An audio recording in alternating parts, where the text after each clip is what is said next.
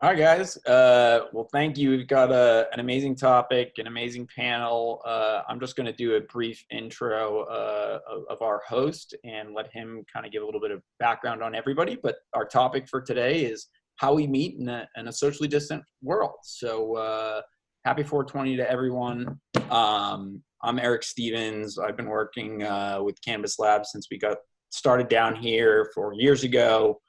With the Miami chapter as president, and continuing to grow and evolve as we go through these times via COVID. We've been doing a lot of programming online, some special programs like this, etc. And so we're excited for today. So without further ado, our host is going to be Chris Day.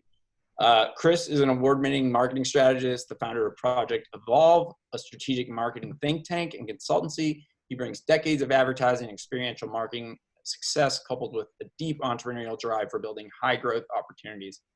With over 1,400 events as part of his experience set, Chris spent more than 2 decades leading advertising and marketing agencies, as well as his own communications firm focused on events and public relations programs for some of the nation's largest companies in financial services, cannabis, automotive, tourism, hospitality, government, and telecommunications sectors. Chris employs a philosophy of collaborative marketing, tested brand architecture methods, and a heart for community building. Eric, we only have an hour, man. We're good. With the belief that corporate responsibility and engagement is the key anchor to success in customer connectivity. Wow. So without further ado, Chris, I'll let you talk a little bit more about yourself during this and give everybody else their background too. Thank you, Eric. I have to cut like 2 questions out now, but I appreciate it.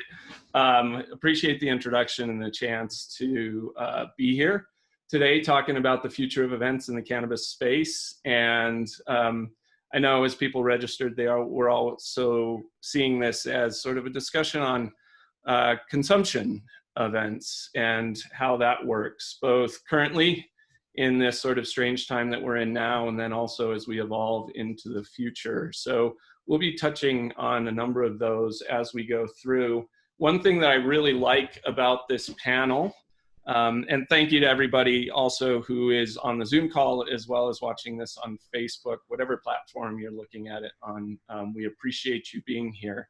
One of the neat things about this panel is while we're all in different parts of the cannabis events industry, we aren't in most ways competitors. There's some market overlaps, but we're all sort of doing slightly different things in the space. And I love that because we'll be able to get some really interesting perspectives here. First, I'm going to go around my screen here.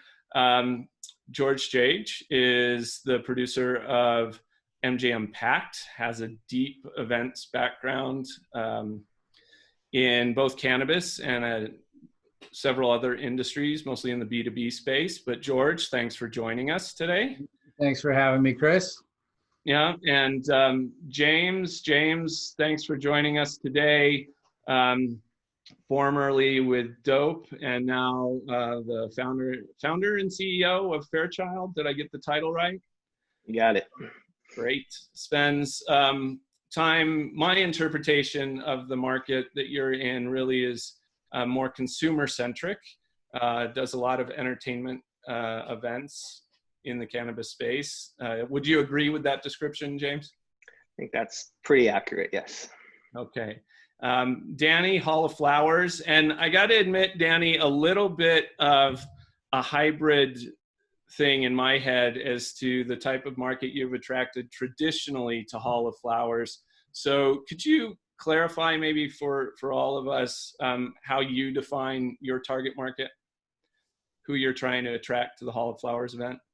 We are all about relationship and commerce. So we're attracting basically buyers and sellers. Okay.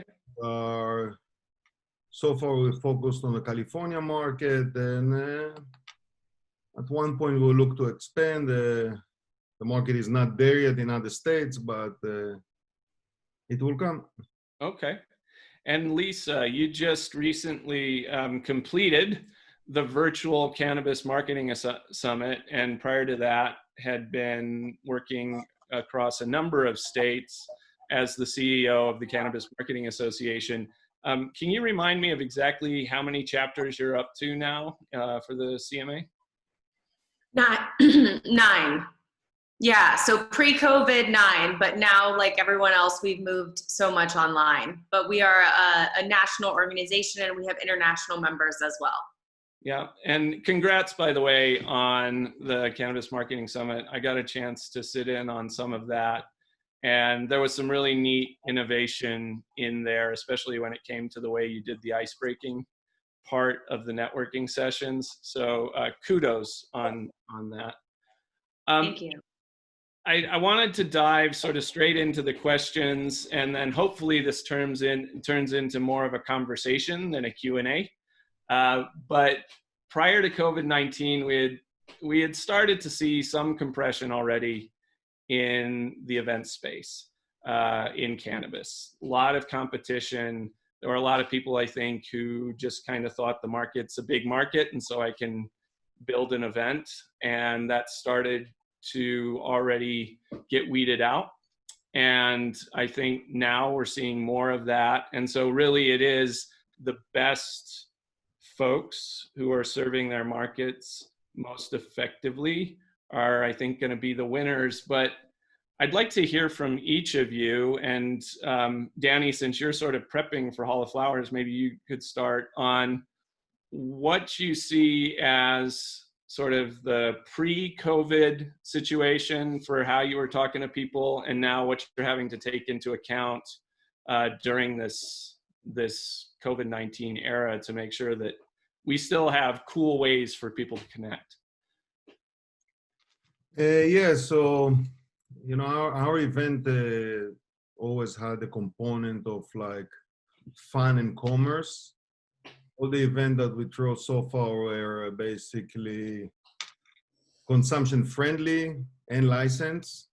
So it always had those two. So you'll go into the booth, you can discuss actually products, orders, and people enjoyed going outside to sit on the grass, on the bean bags, and just converse and you know, make relationships, create relationships. I even had a CEO that during the day that his company went public was sitting on the bean bags and enjoyed every minute of it.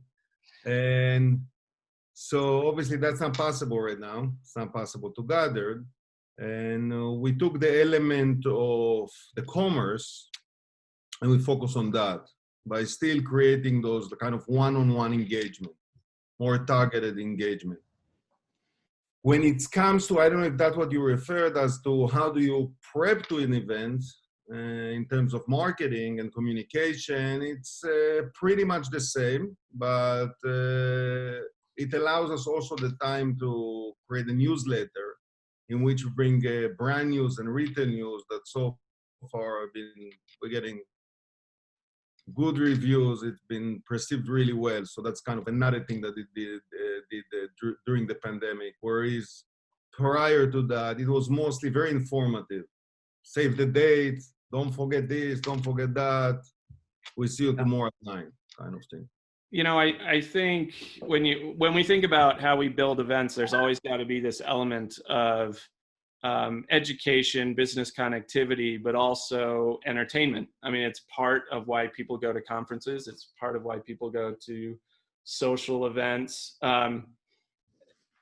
You know, George, I know that you tried to integrate some fun style into the way that you promoted MJ Unpacked at the beginning to sort of build up that charisma and energy. From a B2B perspective, how important do you think that continues to be right now? And then James, I want to hear you answer the same kind of question around how we do that with consumer-centric events right now. After George responds. Sure. You know, as far as like, you know, building out the event environment, and as you know, we shifted from our plans to run these as live events, as state-focused summits exclusively for brand and retail executives, to obviously launching the first virtual trade show for the cannabis industry. You know, the kind of the essential need for a trade show and what people get out of it hasn't changed. You know, there's an element of commerce, so you want to be able to create exhibits and create a return on investment. You got to have thought leadership. So you want to have great content that people can get a return on their objectives. But probably the most important part is what people go to trade shows for is networking and being able to get a return on that experience. Now, everybody loves being in a crowd. And certainly, you know, when I was running MJ BizCon and really encouraged a lot of those after parties, and obviously Chris, after I left, you did a great job doing that and carrying that torch. You know, people love that type of energy and being able to relax with their peers. But, you know, it's about meeting new people and everything else, and being able to create that same type of environment virtually, and doing it in a way that is a one-to-one networking, not just broadcast media, is really important. Leading up to the event, as far as, you know, creating some fun, some excitement, some Easter eggs inside the virtual environment. We're going to continue to do that. You know, it's, eventually we'll get to a point where encouraging our exhibitors to have, you know, Zoom social hours, happy hours after the show floor closes. And there's a lot of different ways that we can still keep that engagement going. And I think that people are going to realize how much more efficient these events can be virtually. And as you know, Chris, you know, there's 20 events, 30 events in the cannabis industry. We could be going to an event every week coming into COVID. And now that we're experiencing the efficiency of doing things virtually, we're eliminating a ton of costs, a ton of carbon footprint. Maybe we're only going to one event or two events a year, and we're actually doing most of our business online. You know, I want to circle back to your comment on the carbon footprint, because that actually segues into another topic I want to talk about around the causes that exist there. But before I spin off, James, what are you seeing in sort of that space, in how we engage people when you're traditionally in more of a consumer-centric arena? Sure. Yeah, it's definitely has its challenges. One thing that I found kind of exciting is I think a lot of people are starting to go to like a hybrid model where you can kind of have a virtual experience, but then have some sort of physical, tangible experience in tandem with the virtual experience, which I know like for weddings and some other event platforms, it's pretty cool what they're doing, where they're sending, you know, gift boxes ahead of time before the wedding. So you can actually set up a centerpiece at your house and, you know, maybe have some snacks, you know, and have some of those things that are traditional at live events, but done in obviously a scaled down manner, but it's still those thoughtful touches that I think are interesting. So I've seen a few event producers looking at doing physical swag bags and having those shipped out. There's other ways to sort of engage them with a kind of a hybrid model, which I think, you know, that's where I'm sort of looking at right now, because I think that's, you know, where we can kind of get the best of both worlds. Yeah. Yeah. And while we're on the topic of interacting with the consumer audiences at events and the hybrid approach, how do you think that's going to pan out in the future? Are we gonna keep some of these elements of a hybrid event where the whole definition of attendance changes, where it's not anymore defined by how many people show up, but it's how many people engage over the course of a couple of days? And if so, on the consumption side, I mean, this is perceived culturally as a fairly social interaction activity. So how does that flow into the entertainment aspects, James? Well, I think it's overall, you got to just factor in that people are never going to get the full experience from a virtual event. So, I mean, we all have to just agree that, you know, while we're in this state, that it is what it is. But, you know, I think overall, just having the idea that, you know, we can use this as something good for what we're doing in terms of bringing, you know, the virtual and the real world together. And I think a lot of people, you know, have attempted to do sort of that combination in the past. I know for us at Dope, we did that. I think it was 2016 at one of our Dope Cups.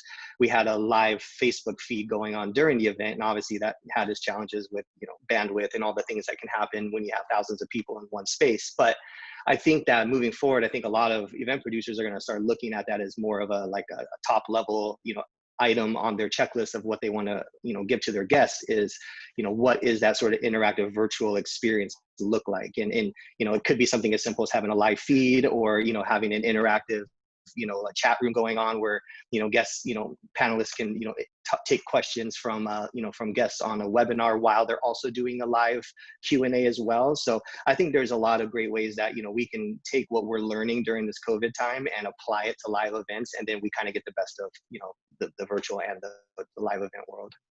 Chris, can I jump onto that a little bit real quick? Of course. Sure. And by the way, I don't think that James expounded enough. I mean, he does an amazing job really creating engagement events. And I honestly, having a chance to work with him, he's done a phenomenal job creating very experiential events.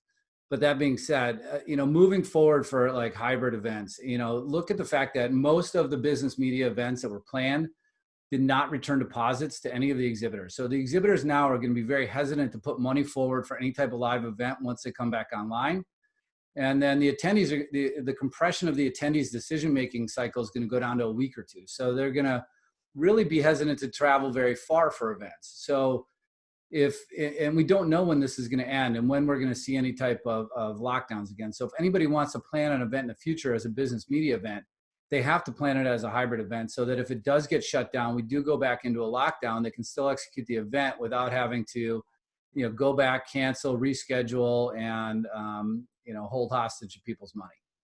Yeah, I know that was kind of a decision process Lisa had to go through recently, I think, in trying to determine, right, with the Cannabis Marketing Summit, how do you roll the dice?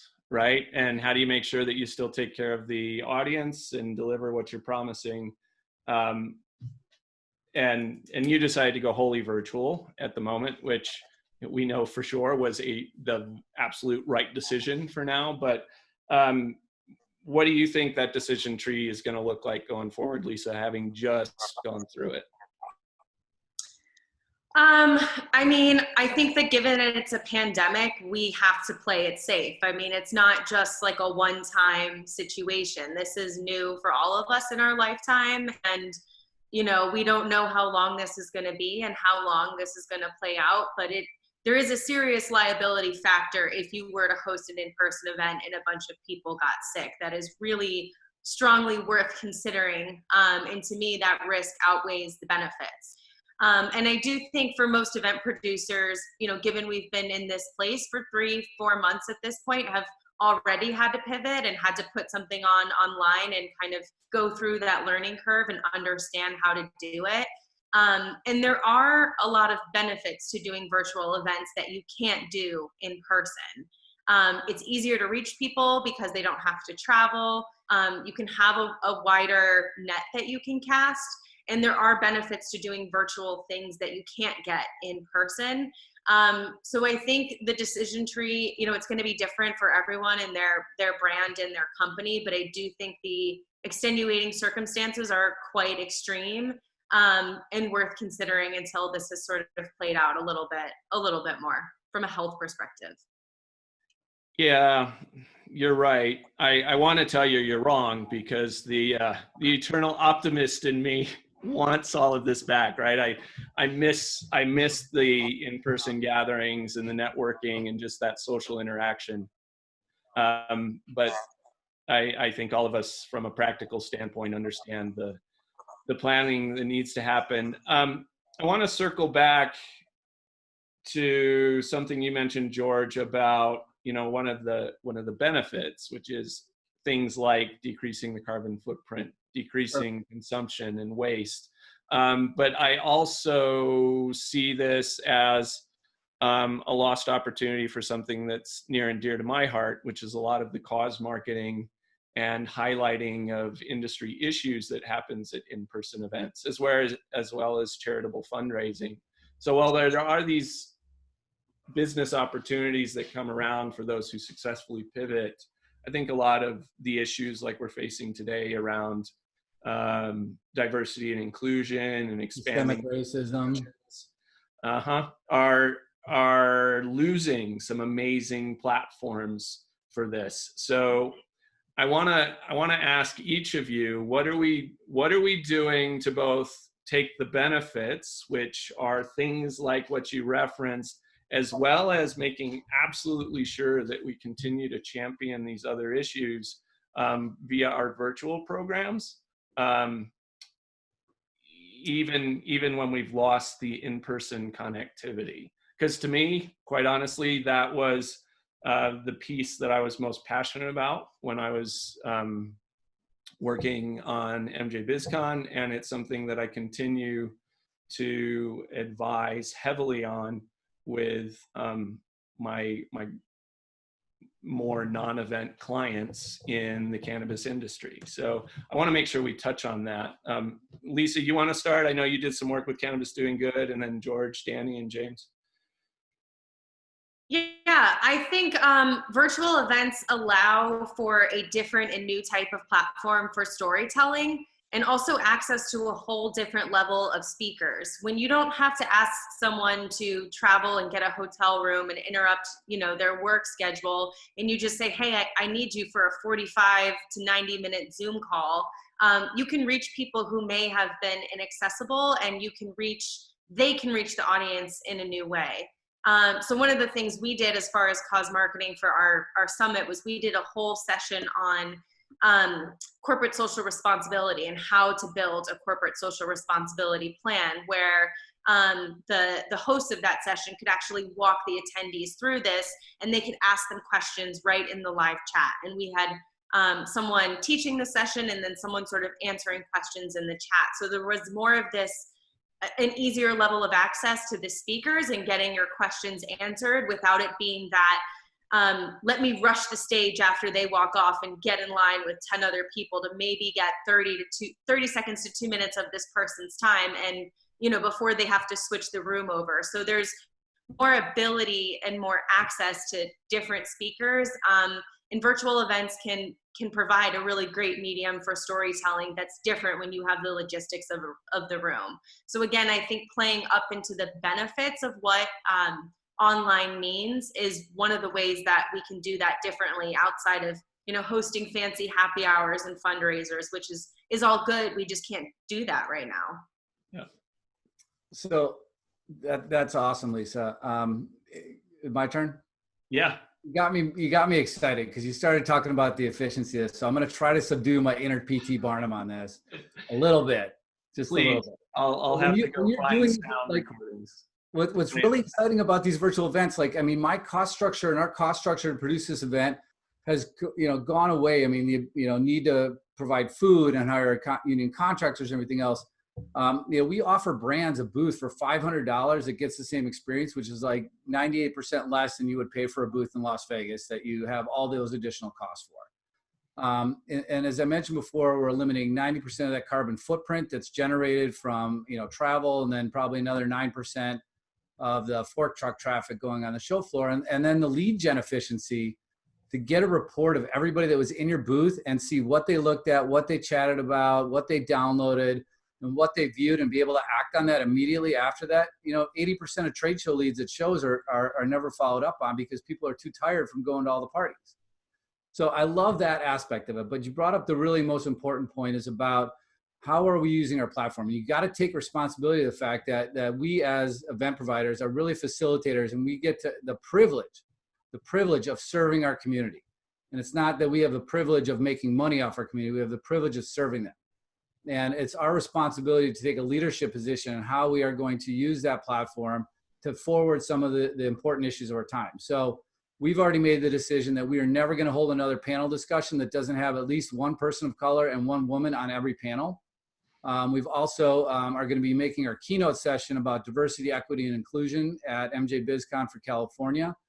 And we've got a phenomenal panel. We've got Nyambi McIntosh from the Peter Tosh Foundation, Kika Keith from the Life Development Group, and we're going to donate money to them. We've got Sarah Gerson from Last Prisoner Project. We've got Tucky Blunts from Blunts and More. And we're going to donate money to Black Lives Matter. And what's the web address where people can go? We've already raised 10 grand. We haven't even started our event. You're right. I got to turn the PT Barnum down. Although I do love the programming. So are the agendas up already for that? Yes, sir. Okay. So Unpacked.com. There you go. So, and Dani, how about you? I have some. First, I must say that I love how the entrepreneurial spirit of George. 2 months ago, it was all about physical event, and now it's all history. So it's all about sustainability. It's quite amazing, George. Great. Thanks, Dani. And no, I agree with a lot of stuff that that was said here. I mean, it's first of all, everything that jokes aside, everything that George said about the cost is obviously it's a different cost structure, although it's a different way to structure your team, but that's also, you know, take time to kind of get into it and work in a whole different mode, besides working from home, besides doing things that you never done, or you still also doing it from home. So all of that is new. When it comes to programs that we created due to recent events, right? We created basically for our Engage event, we have an equity program. So basically we'll have 5 brands that will get to exhibit for free. We have, interestingly enough, our event is based on, in order to create right engagement, it's based on keywords. So we added the keywords related to current events. So you're not just asking for, I want to see someone that will sell me indoor 0.3 gram joint or whatnot. Also minority owned, women owned. And it's really quite fascinating to see the demand for that. I mean, people are super excited to do that. People are super excited to engage with brands that are minority owned, women owned. And it doesn't, by the way, even have to be, we have even 2 separate questions, if like the brand is targeted to that or simply the ownership targeted to that.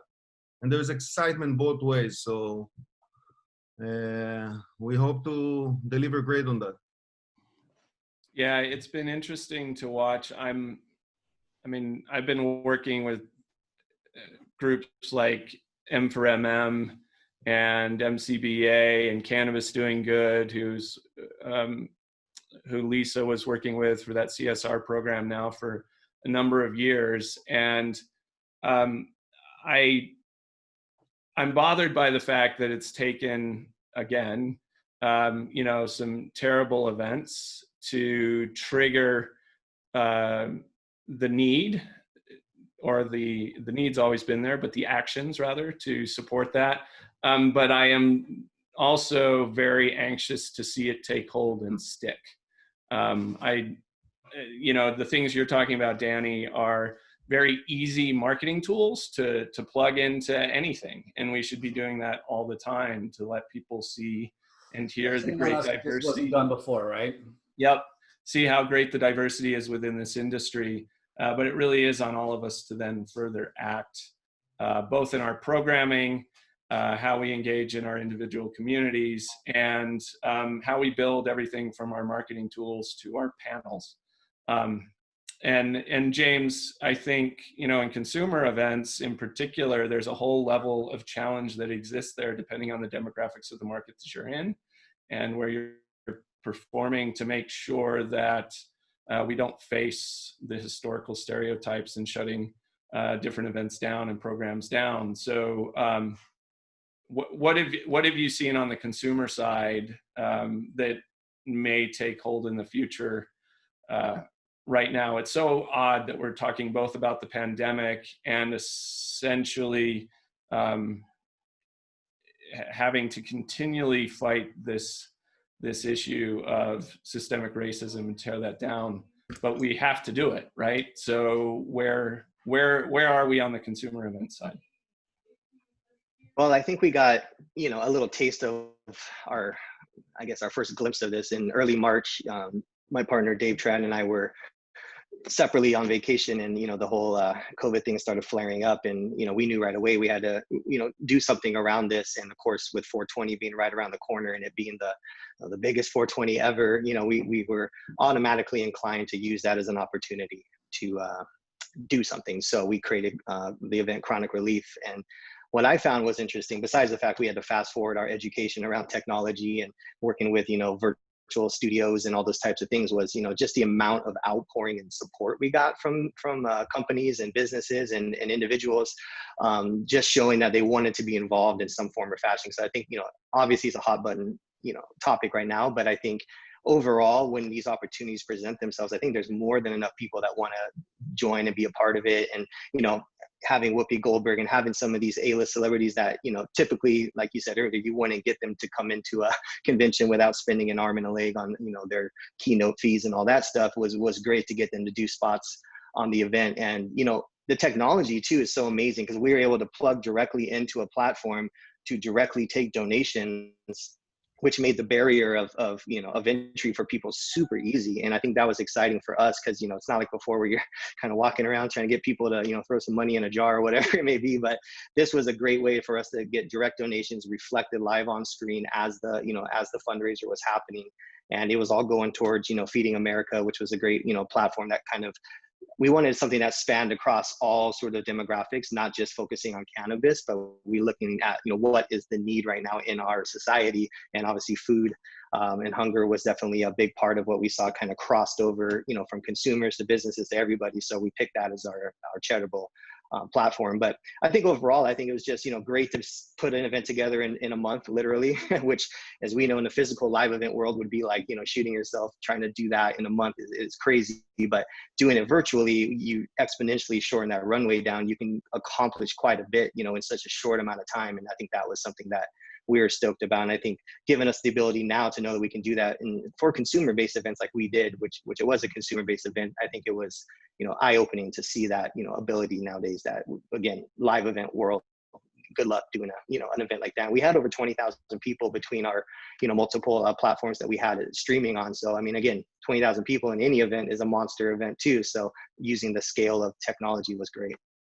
Yeah, I think keeping top of mind all of the opportunities that exist within the virtual space to make a difference is critical to long-term success. You know, there was a question in the chat I saw that was asking about how we get sponsors and how we get exhibitors to these virtual programs.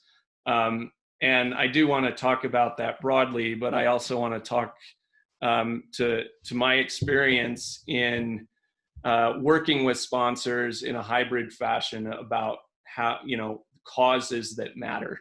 And so that when we're looking at how people interact with live events, yes, it is about getting the deal done or showing up and having a social activity. But a great way that you can create additional sponsor value is by working with those people who make a difference in their communities and taking some of that money that normally would go into, you know, pipe and drape or a light show, and instead directing it towards causes that do make a difference.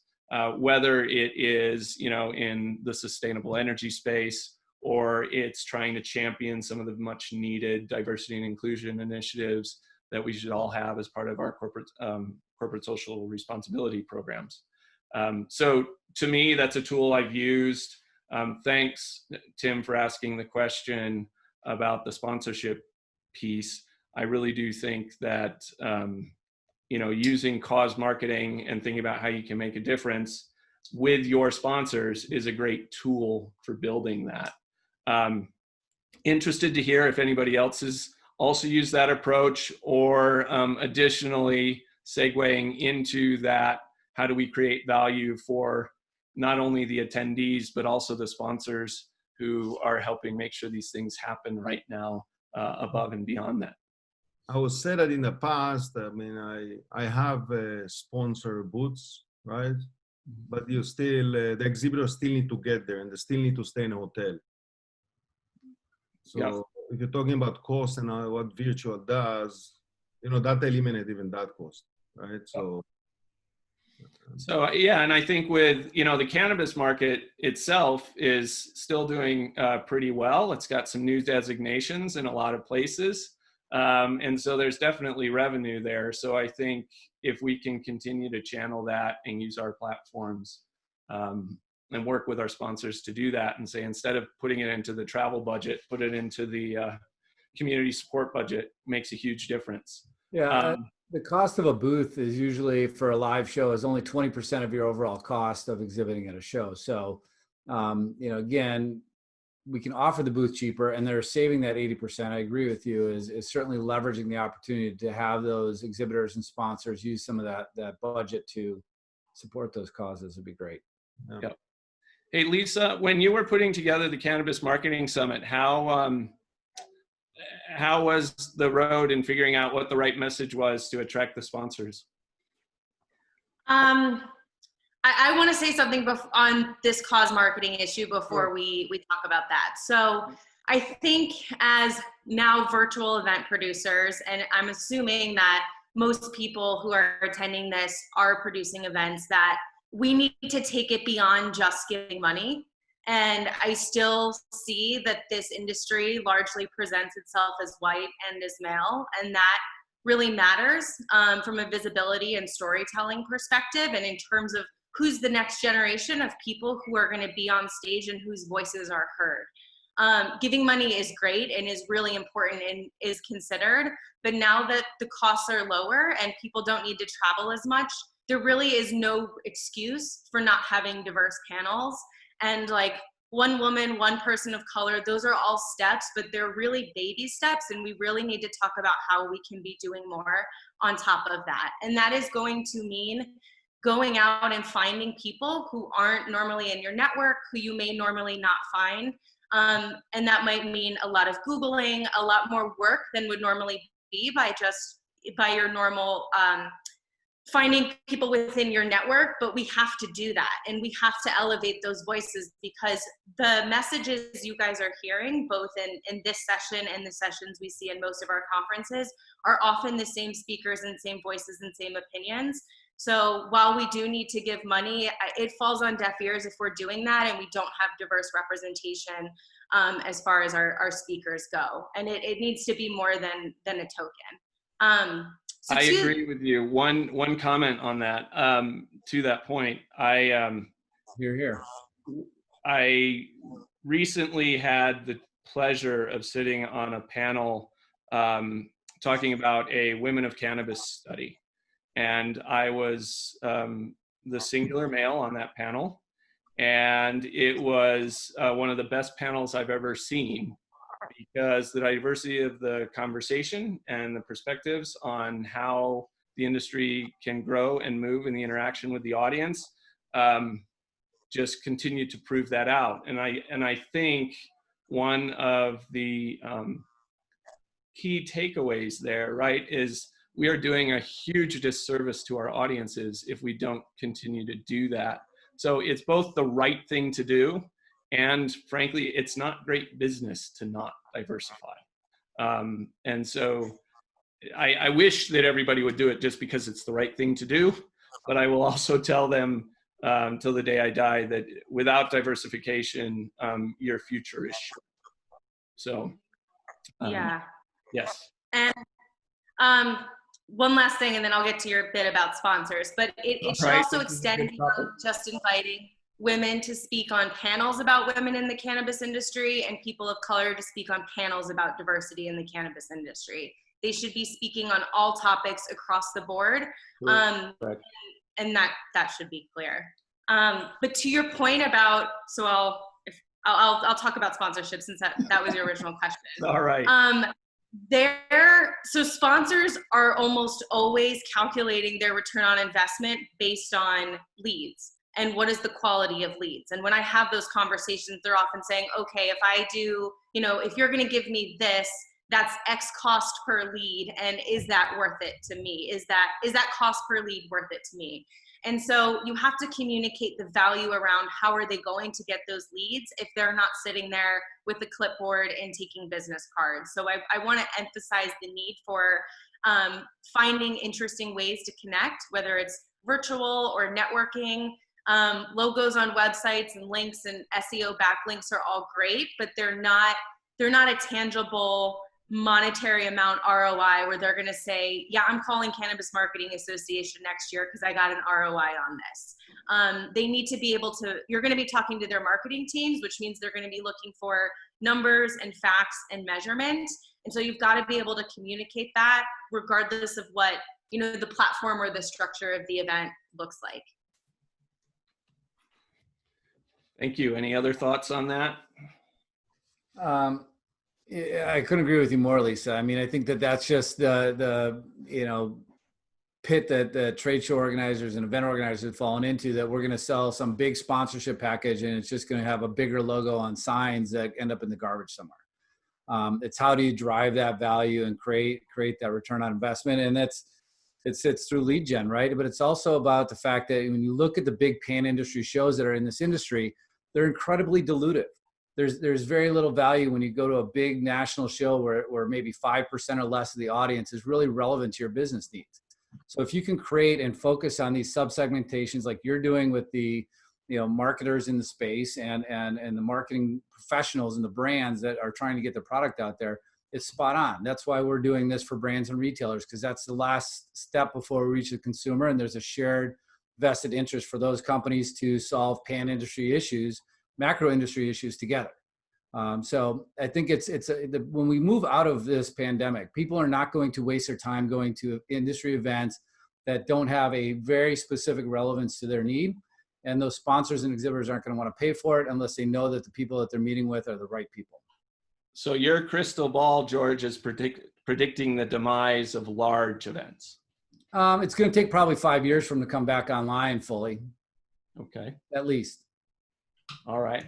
So you guys, I'm gonna shift primarily to Q&A, but I wanna ask before I do that, I think what everybody sort of inherently wonders every day, and that is, if we all pretend for a moment that we have a crystal ball, what do we think the next 6, 12, 18, 24 months is going to look like in terms of live events, hybrid events? When do you think things are going to come back? Or are they never going to come back in your mind, and we just need to get used to the current situation? So I would say within 6 months, the gathering will be of at least 250 or 500 people. So events that size will be able to occur. Within a year, 1,000 to 2,000. And hopefully by the end of 2021, we have a vaccine and we're going back to normal. Otherwise, there's a lot of other problems other than events, let's put it this way. So hopefully that will happen. And I think people have a very short memory, and people are excited to get out of the house. I think more and more people will work from home. And unlike George, I'm in a position that they will work from home. They're not traveling to work. Therefore, event will be, demand for professional events will go up because people will want to start gathering and see each other. So if it's the right event, if it's a target event, absolutely event that you actually get value from. Yeah. James, what do you think on the more social aspect? Well, there hasn't, all the big, consumer facing events like, Coachella and those guys obviously have already sort of thrown in the towel for 2020. It gives me a little hope though, because I saw that CES, Consumer Electronics Show, did keep their date in January, which is pretty aggressive. But I think what it's going to take a show like that to kind of put the temple in the ground there to say like, hey, we're going to do it. We're going to be the guinea pigs. This is how it's going to go. And obviously, I'm sure they're going to trip over themselves a lot. But I think when you have a show of that scale, I think it's typically like 150,000 people or something crazy. That would give, sort of the smaller, events a little bit of hope that, hey, if these guys can do it, we might be able to do it too. Obviously, there's going to be restrictions around how many people, and, obviously you can't have congregating around booths like you did in the past. So it's going to take a lot of reworking and refiguring, but I mean, I'm optimistic. So I'm hoping, by the end of this year, we'll at least see a couple things. I don't think we're going to see, Coachella, but I think we're going to see definitely some smaller, more micro events. And I do think that, if a CES happens, or, even an MJ Biz, which I still see they're on the calendar for December, if something like that happens, then it's going to kind of loosen up everyone's sort of, kind of worries and trepidations right now around, going to large events if we can pull some off without too much of a, an issue around it. Yeah, I think it's going to be interesting. I was talking to the folks over at Cannabis Business Times, right? Because they put their cannabis conference in Vegas at the beginning of September. Isn't it beginning of August? No, you're making me doubt myself, but I looked it up. So I'm pretty sure it's the beginning of September. So, and you know, Douglas Gordon with Canix Jamaica, he announced end of September for his event. So I think we've got some brave and ambitious folks who are going to put their you know, toes in the water, and hopefully they're successful. I wish all of them success. I do know that MJ BizCon currently is slated to go in December in Las Vegas, and everybody that I've talked to across the board, you know, has talked about how they're making adaptations and looking at ways to spread things out and make sure that people have positive experiences. To your earlier point, Lisa, I see it as a risky proposition, and I think everybody else does too, but their position is that they want to be able to provide that opportunity for those who want to engage. I wish I had a silver ball. I end up overanalyzing the heck out of all of this every time I go into it. And no, I really don't know. I know that I'm planning on going to some of these if they happen. So, and I'm sure there are others that will do that too. So you don't need a crystal ball. You can get magic mushrooms. But that aside, you are correct. It is in September. But the thing is, though, is, I mean, they're holding on to the fact that they still are going to have that live event because we don't know yet. But the Rio Hotel itself, where they're hosting it, has not reopened. So, I mean, at some point, there's going to be a collision there. And Lisa brought up a really good point before about the liability as a business owner of sending an employee to these events. They could come back, they could get your coworkers sick, they could get their family members sick. It could cause death at this point. Mm-hmm. Like, who's really going to want to send their people to an international destination? And CES, by the way, is called International CES and has one of the biggest international attendances of any show in the United States. So now we're bringing in people from all over the world, and we're bringing them to a city that has an international, you know, tourist base. I mean, you're talking about a pretty big petri dish there. I mean, like, CES, I'm sure is going to, some of the most resourceful people I've met. Gary Shapiro, that runs that association, is a brilliant guy. They're going to come up with a solution, but I don't think it's going to be a live event. We shall see. None of us know for sure. So there's a couple of questions in the chat that I want to bring up because some of them are tactical and sounds like people want some specific answers to that. And if you're listening and watching, please do put in any questions. I'm going to shift the conversation here a little bit to primarily Q&A before we sort of round out with any last comments. But one of them, Lisa, specifically was asking about your icebreakers, which goes back to sort of how do we integrate direct connectivity and fun into an event. So did you want to talk a little bit about how you did that? Yeah. So talk to the networking aspect. Yeah. And specifically that icebreaker piece, because I really dug the musical interludes between sessions. Yeah, so we did 2 networking sessions at our Cannabis Marketing Summit, one in the beginning and one at the end, which I also suggest giving people more than one opportunity to connect, particularly because when you're doing a virtual event now, you're also asking for people for their time in the middle of their workday. It's not like, hey, I'm out of office, I'm in Vegas for 3 days. It's like, hey, for 2 hours this afternoon, I'm on a Zoom call. And so it does impact productivity in a sense. So giving them more than one opportunity to plug in and engage to these important sessions like networking is important. We used a new platform called Icebreaker, which allows for one-on-one. It's sort of like chat roulette, but not creepy, where you can have like one-on-one cycled sessions with people. And then they have like these little cards, so you can type in questions to the cards and sort of facilitate conversation. So if you don't naturally go into your, I'm Lisa and here's what I do in the industry pitch, there's a little bit of a backup to kind of make that conversation easier. And that platform in specific also had the ability to broadcast YouTube videos. So we actually played music in between the networking, like your connections, so that it kept the energy high and kept it engaging and exciting, given that, they're probably on their phones, also on Zoom. They probably got Slack blowing up. When you're not in a room, you have to account for all those distractions. Maybe their kids are there. So we thought the playing music was sort of a fun way to recreate the in-person energy aspect that is harder to translate a bit online.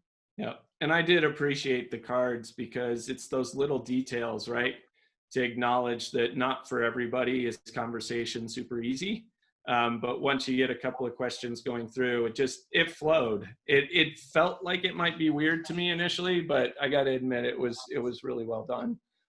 George, I noticed that you already saw the question in the chat about sort of the 3D conferences and using avatars and the on-demand seminars. You want to talk a little bit about MJ Unpacked and what the results were, how people responded to that format?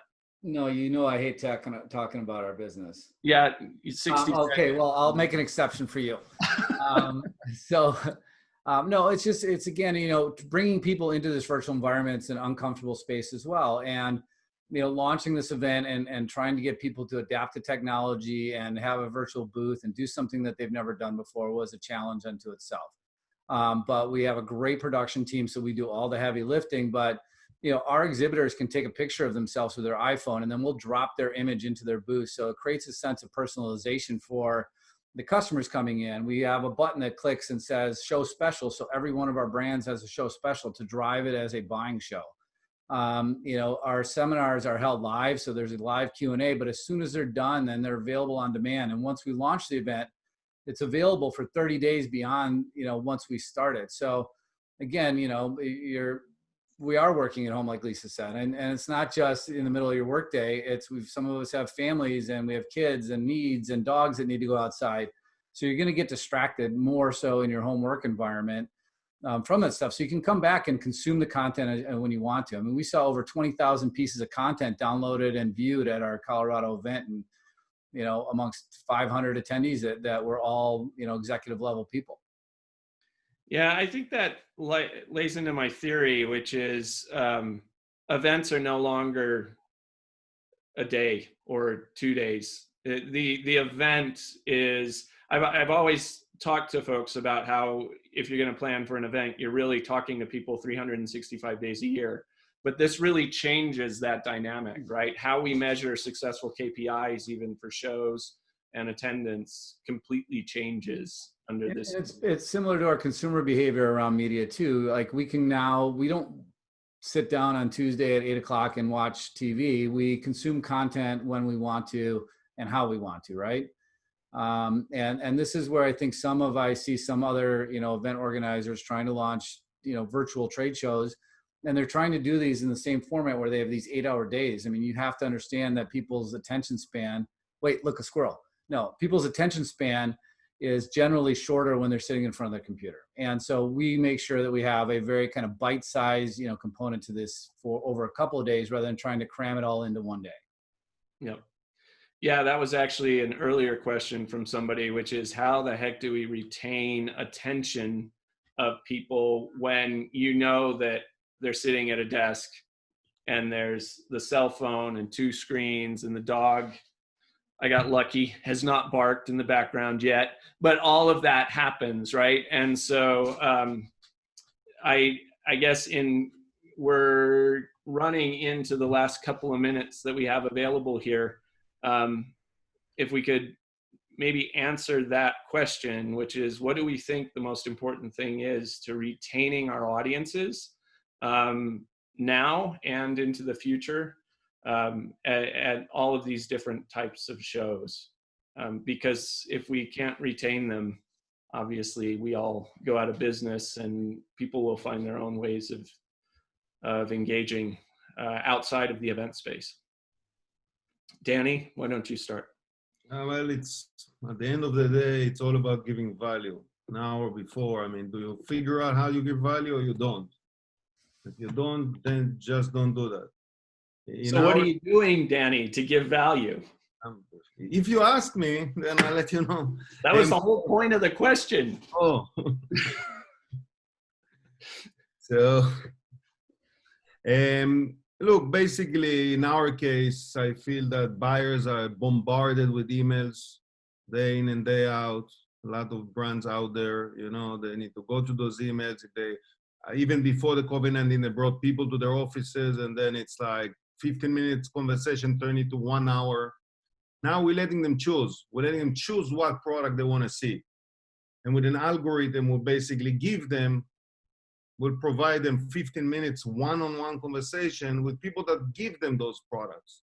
And it can be based on consumer behavior, there's actual product sizing, ownership, like I said before. So at the end of the day, you're just spending those 15, 20 minutes to get into those keywords, and you're getting valuable one-on-one conversation. We even share the information only after with the consent of the buyer.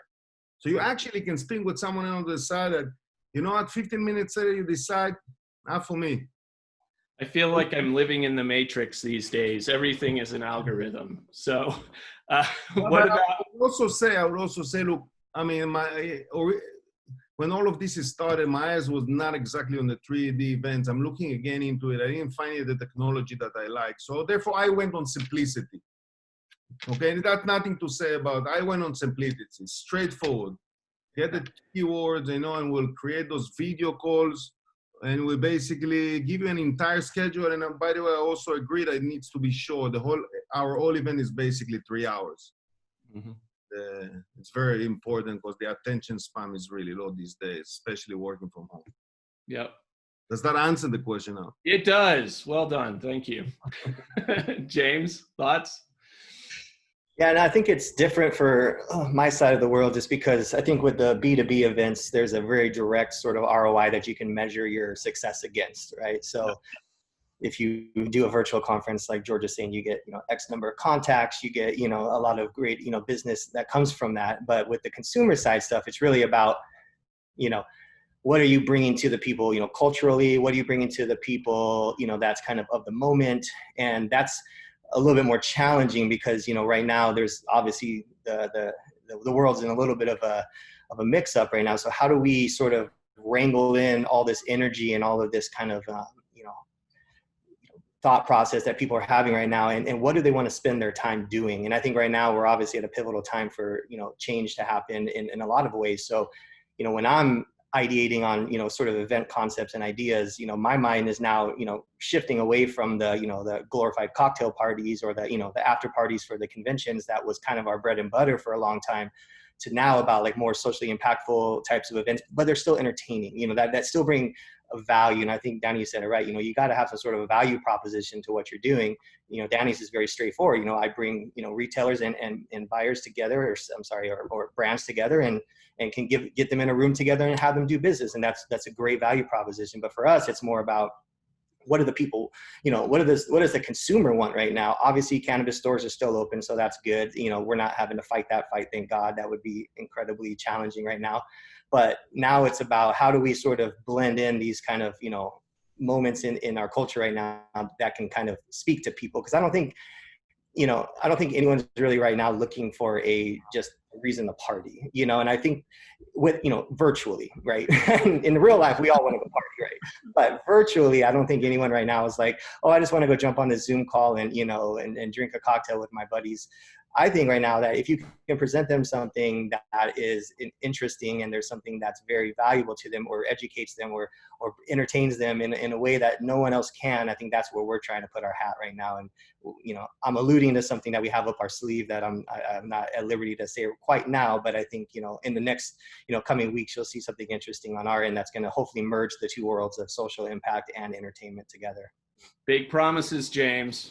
We'll have to see how it all goes. Yeah, now you've got to deliver. And Lisa, we are literally in our last 2 minutes or so. So the last word on this, or any other topics? Yeah, so I mean, your original question was around how to keep attention. And I think one is managing and communicating expectations. I think providing value is great, but it's a moving target, and people go into events with completely different intentions. So Lisa and Chris might want different things out of Hall of Flowers than James. And so I think being very clear about what that value is and what they're going to get, and that can often come down to what is the run of schedule and what's going to happen in each session. And then I think making it interesting and fun. I mean, people aren't engaged if they're bored, period. It doesn't matter whether it's in person or online. And online, there's just more opportunities to get bored and tune out. So I think you have to find this element of fun and celebration and engagement that makes them want to come back and not feel like they're just sitting on another Zoom call. And I think that's really important. And just last point to that is, online presents an opportunity for things we can't do in person. And one of the things we had explored with the summit is, do we do tours of people's grow? Do we do tours of dispensaries? I mean, do we do things where people, you can't bring that to a conference hall, but you can show a video. So think about what can you not do in person that is unique to virtual, and then just make it fun and engaging. There's so much you can do, but it does require thinking outside of the box. Absolutely. And that last one, I think is probably the biggest skill set we all need to work with, which is, thinking differently in how we approach this.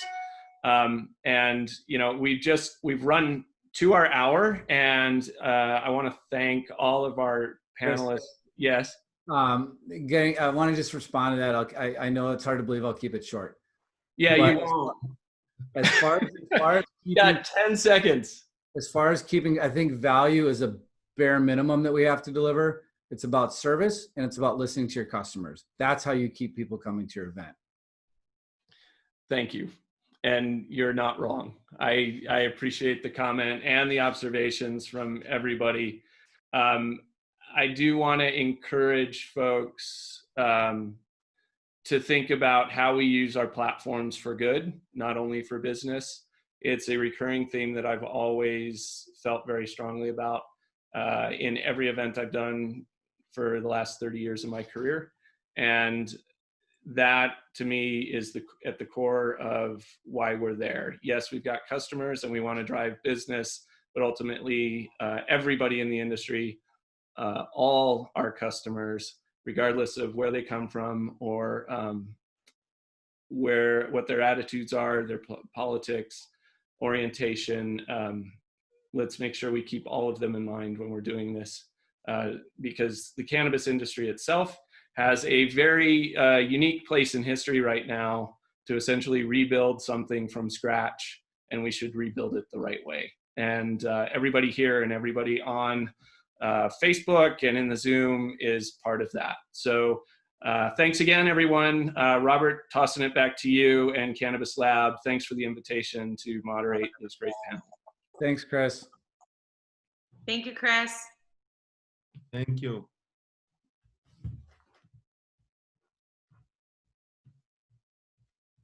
Awkward pause.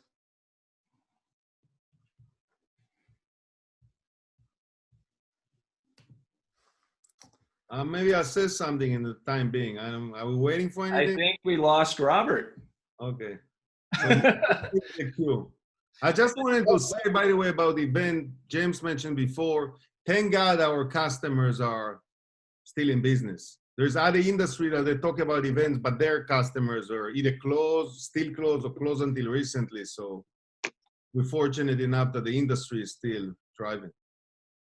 Yeah, absolutely agree. And there's Eric, he's back. Yeah, I'm back. My video was unlocked by somebody, so I was unable to comment, but thank you for unlocking it, Todd, Robert, whoever, Evan was doing that. And thank you to all of our panelists that was a very interesting, compelling panel. I think we had a lot of things to sit back, think about, reconnect on as we move forward here. But I think there were a lot of great topics of conversation that are very relevant to the moment.